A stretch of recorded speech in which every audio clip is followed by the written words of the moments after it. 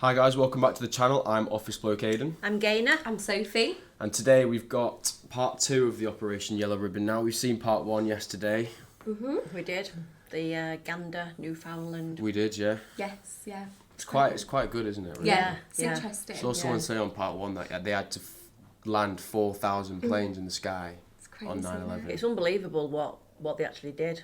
And, you know, a community of people which is so small has helped so many people. And then you have your neighbouring countries to help you out, eh? Yeah. Right, should we stick back into it Yeah, then? I'm looking forward to this. Yeah. Let's go. We're not sure when the FAA is going to open up the United States to travel again. The Department of Transportation in Canada has all air traffic in Canada shut down right now. When you see the footage of what has happened, you'll appreciate why things have been done the way they are. The only vehicles available to transport the great volume of passengers from the airport are school buses, and the local bus drivers happen to be on strike. We were told at the time we got a crisis on our hands, and the strike never came into effect whatsoever. All the bus drivers came back, every one, and we all came back and we did our job. They laid down their picket signs, they went and took their buses and they drove it, and for the next 4 or 5 days just helped out wherever they could. And that's what we're made of. That's the type of people we are. Even though those bus drivers had a dispute with their employer, they had no dispute with the people that landed here. We'll do the best we can to look after this. If there's anything you need, anything at all, I mean anything, just ask, and you will be taken care of, bottom line, okay? Make it as comfortable as possible. As passengers arrive in town, the locals rush to meet them with home-cooked meals. Among them is lifelong Gander resident Beulah Cooper, an organizer at the Canadian Legion Hall. 7 o'clock that night, I got a phone call from the Legion and asked me to do a tray of sandwiches. They have them down there by 8 o'clock. I didn't know what was going on. Brought down a tray of sandwiches and I found out about the planes. Your heart went out to each and every one of them. Because the first thing you do is put yourself in their shoes and know how you would feel. Currently there are thousands of people in Gander and surrounding area that need your help. Please come to their assistance, lend a hand, lend a meal, offer your services wherever possible. Passengers are not allowed to remove their check bags from the plane, so the clothes on their backs and in their carry-ons may be all they'll have for days. Ganderites respond, donating clothing and opening their shops free of charge. Show your boxes to the camera. Hundreds of passengers are also without their prescriptions until owners of the 2 local pharmacies working day and night and across language barriers can fill them all again at no cost. Wow. They were able to go into the stores and just take items off the shelves. I'm not even sure they had to pay for them. The people were so accommodating in Gander. That's pretty mad, that, isn't it? It is. I wouldn't have thought. I'm guessing at this point, something like this, the insurance must cover it. I think it must be like, you know, just do what we need to do and we'll sort it later. Yeah. This is our cook. There's chef. Oh, you're chef. Even with all the kitchens firing around town, the local citizens cannot possibly feed 7,000 people. The Red Cross and Salvation Army send additional food and supplies, fueled by donations from throughout Newfoundland. I can't thank everybody enough. It's been brilliant. Everyone seems to have pulled together, you know. It's amazing where all the stuff has come from. What accent was that? The community centre is also accessed. It sounded pretty like English, didn't it? So like, I was going to say, it sounded to me like a bit of a Brummie accent. Yeah. It was definitely a British accent. Ice rink, and we stored all the food on the ice surface, and we became known as the largest walk-in refrigerator in the country. Another problem. Gander has only 500 hotel beds for almost 7,000 unexpected guests. Local schools, churches, and Legion halls must be converted into makeshift dormitories filled with sleeping bags, blankets, and cots. It is only as the passengers are settled around Gander that they see for the first time images of the devastation back home. There's the plane, you can't miss that.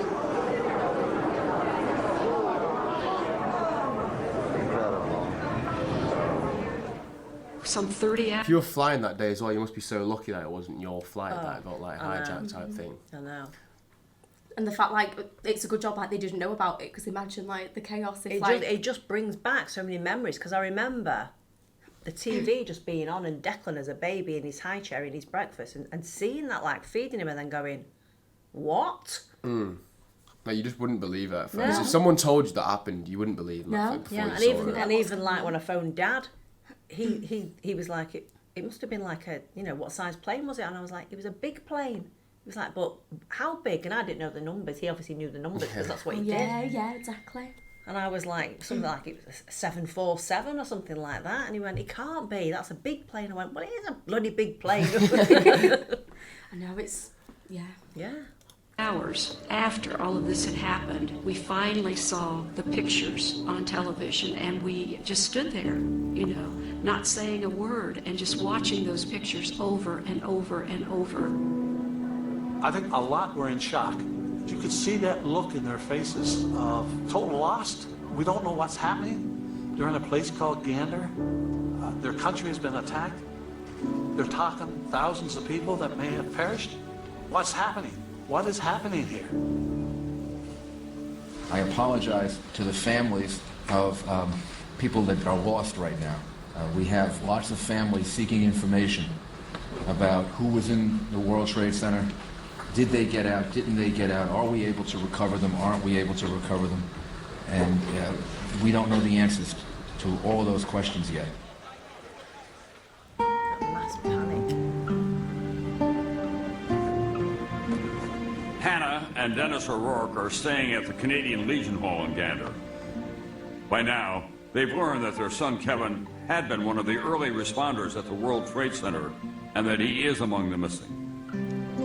I seen on the TV what happened to the Twin Towers. And I didn't want to alarm them, but I knew that when they collapsed, I figured nobody would get out of that thing. But we prayed. I came here and prayed, hoped that he went so high. It is reality, as far as in the city of New York, that you are going to lose some of your fellow brothers, battling the Red Devil. Just luck of the draw, I guess. This is someone called for nurses, doctors, priests. My calling is to help people. And that's my calling to be a fireman, helping other people and saving people's lives. This is an effort involving people that came in on half a day's notice.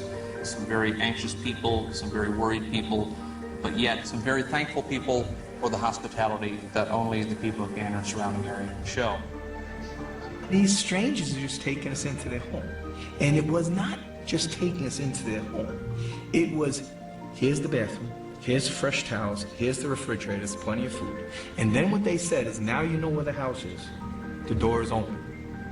I got to tell you, this experience with your town has just been beyond belief. We were buying some clothes earlier for the extra day stay, and the shopping clerk actually invited us to her house to take a shower. So it's been like that ever since we've been here. And the people are real nice, I can't believe it, Everybody put their arms around you, and it's always food coming in all the time. There's not one person that we have come across who hasn't offered to help us in some way. It's overwhelming.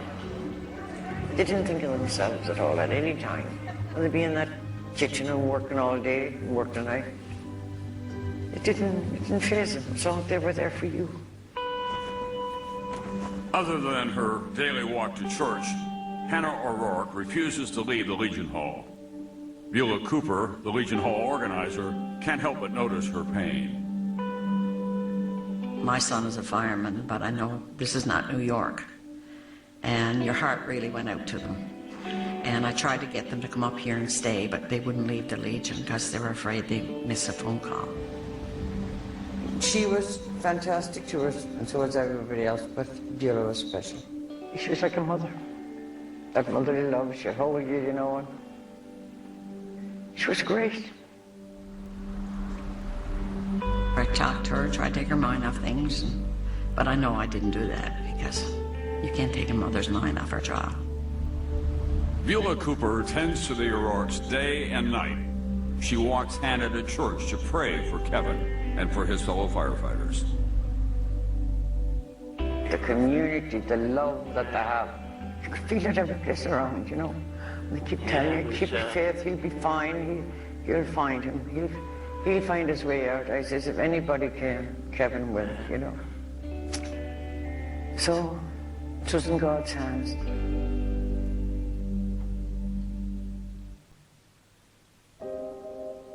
The quiet peace around Gander was shattered on September 11th when almost 7,000 airline passengers were forced to land here. They came to be known as the Plain People, and they almost doubled the local population. Many of them didn't know the fate of their loved ones. They were confused and anxious. But that anxiety was quickly replaced by gratitude. Gratitude for the exceptional acts of kindness and comfort offered by ordinary people.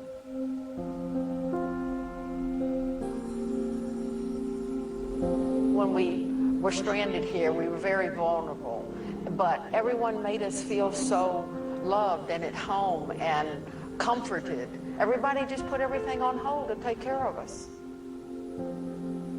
Diane Kershke of Houston is traveling home alone after visiting her son's family in Huntington, England. In Gander, she has met another passenger from Continental Flight 5.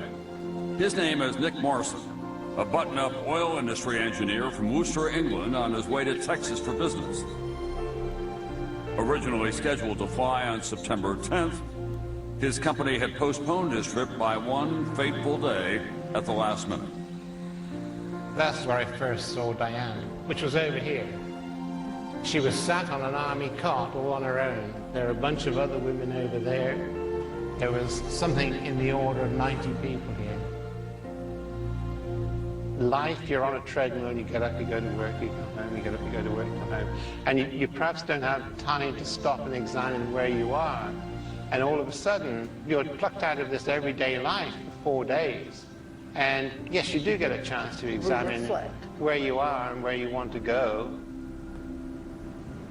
U.S. airspace reopens on Thursday, September 13th. Over the next 3 days, the Gander Airport once again becomes a swarm of activity. Around town... I was going to say, it's probably just as hard to get everyone out as it was getting everyone in, wasn't it? Yeah.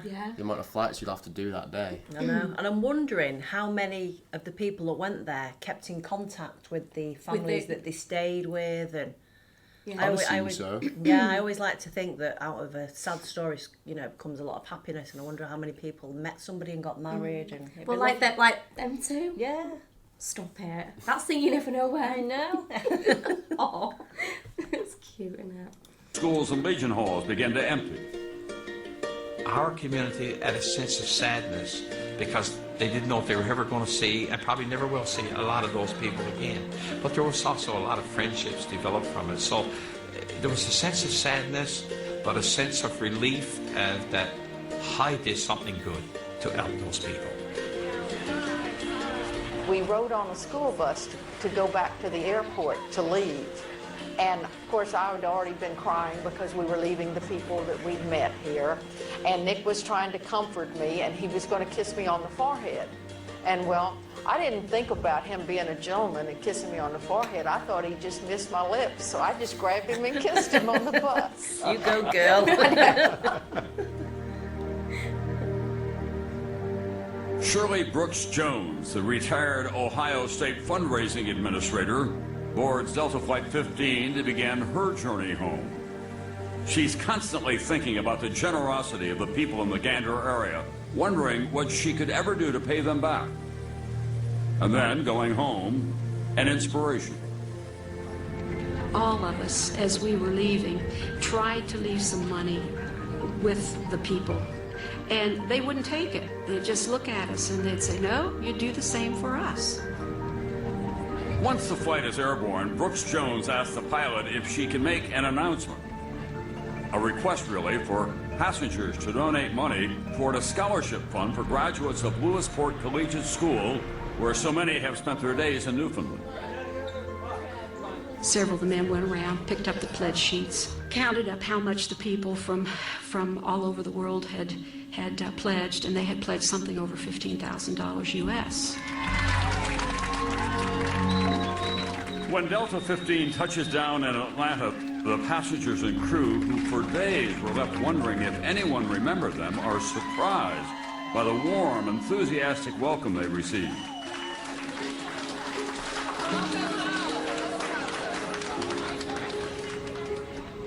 After 4 stressful days spent tending to her passengers, and with the thought of 2 hijacked American Airlines flights still fresh in her mind, Captain Beverly Bass recalls the moment she arrived home in Dallas. So we're rolling down the runway. I'm looking straight ahead, and I put the airplane into reverse, and it's the first chance I've had to look to the right, and that's when I saw the American flag. That was it. That was the first time that my emotions came into play. George Vitale returns home to a New York deeply wounded by 9/11. His everyday, a reminder of what was lost. I come out my house and now I'm looking at that Manhattan skyline in front of me, and there's this gaping hole. And I remember becoming so overwhelmed emotionally that I just broke out in tears. I lost a lot of people that I knew, co-workers that never came home. I have sometimes guilt because my experience was so warm. I've made lifelong friends. It's kind of like if this evil attack by evil people never happened, I would have never met on the complete opposite end of the spectrum the most wonderful people on earth. The O'Rourkes finally arrived home on Saturday afternoon, 4 days after they were diverted to Gander. It will be 9 more days before they finally get the call they had been dreading. Kevin's body has been recovered in the rubble of the North Tower. I know Kevin so well. He'd be the last man out if it was his way. He'd get everybody out before himself, no matter be it. That's the type he was. He was only 44 years old. Parents aren't supposed to bury their children. Children are supposed to bury their parents. The way he died, it was hard. It was hard. I tell you, each year it gets easier. It don't. It gets harder.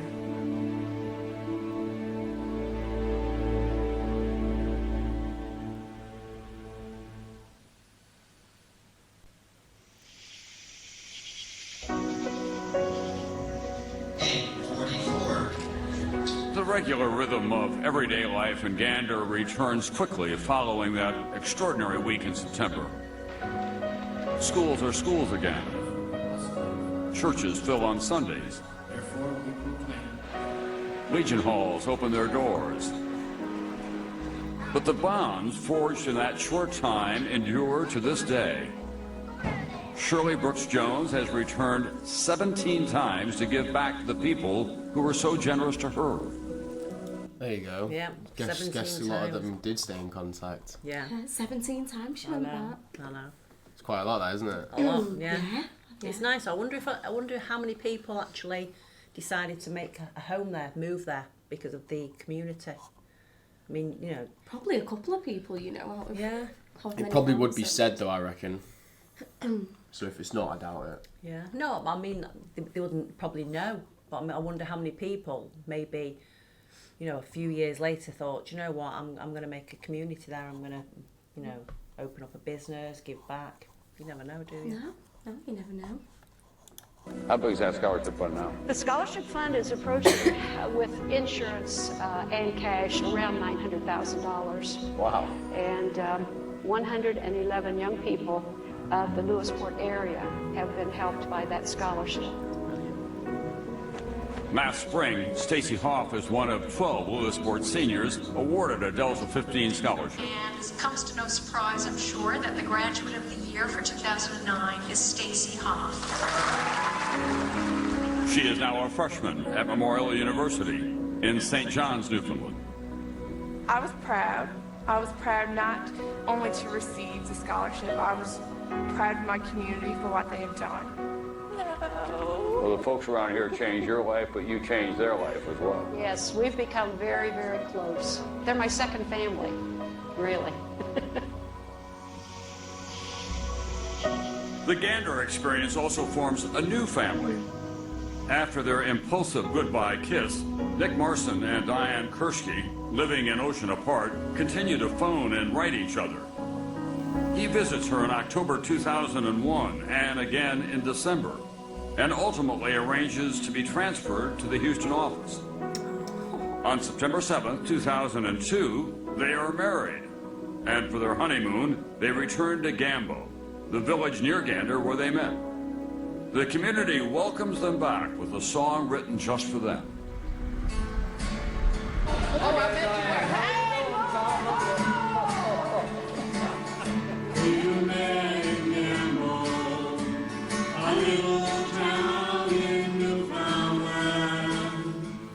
So when you said to your friends in England, I was stranded in Gander, but I met this lady from Texas. They say, Nick, what's going on with you here? One of my friends said to me, has she got that Texas twang? And I said, yes. And you still love her?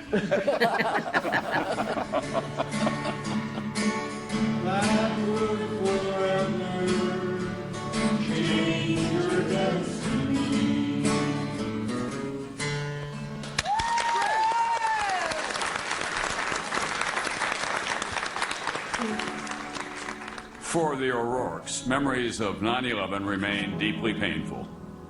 But the lasting gratitude they feel for a kind stranger who became a dear friend during their darkest hours brings them back to Gander for the first time, 8 years after they have buried their son.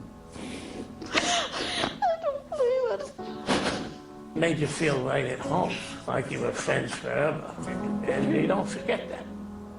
In your case, you had great loss, but great gain because of all these friends that you made here. Oh, I made great friends. They'll be your friends forever. Forever, forever. Can never thank them enough. It is unbelievable what these people have done. The love that's here. Everything, you know, it's just unbelievable.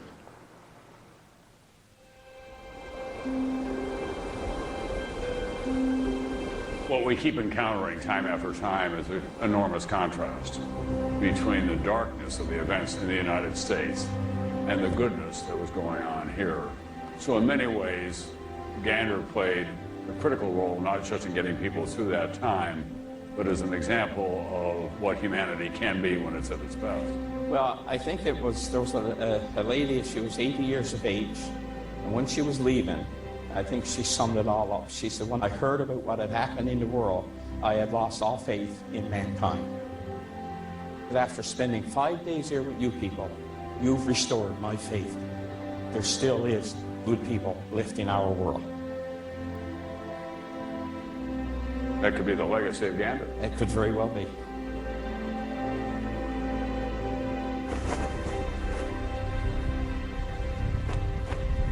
In a lakeside park just outside of Gander, there is this monument to the local residents who put their lives on hold to help 7,000 strangers stranded far from home on a terrifying day.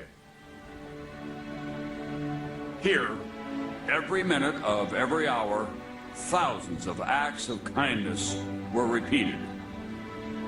Here, in gratitude, passengers created a scholarship fund that will endure.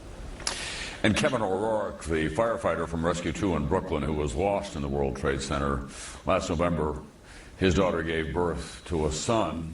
So now Dennis and Hannah have a great-grandson. Now his name is Kevin, so he lives on. If you ever need your faith restored in human kindness, that should be compulsory viewing.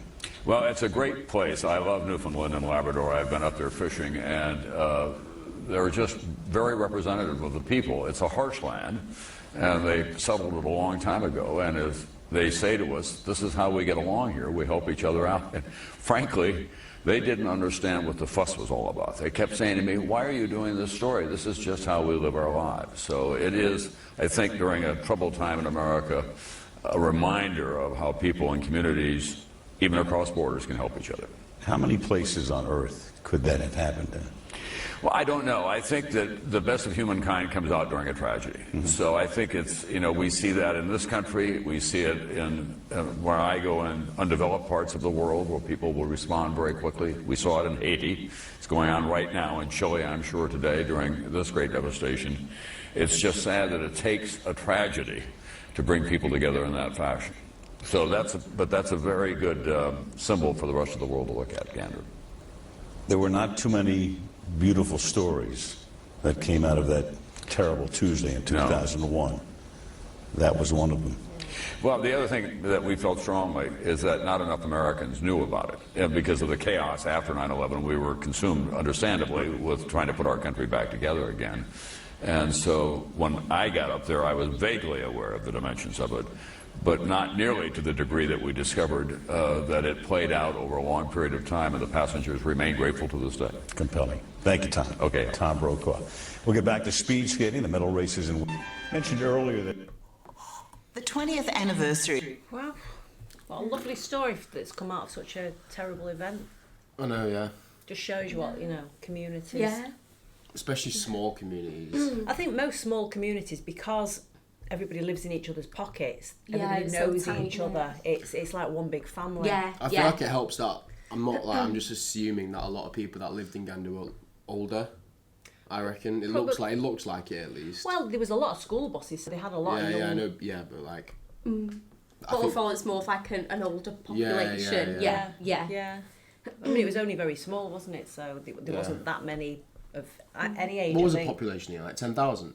Yeah, I think about 10,000. Yeah. But yeah, what a story. No.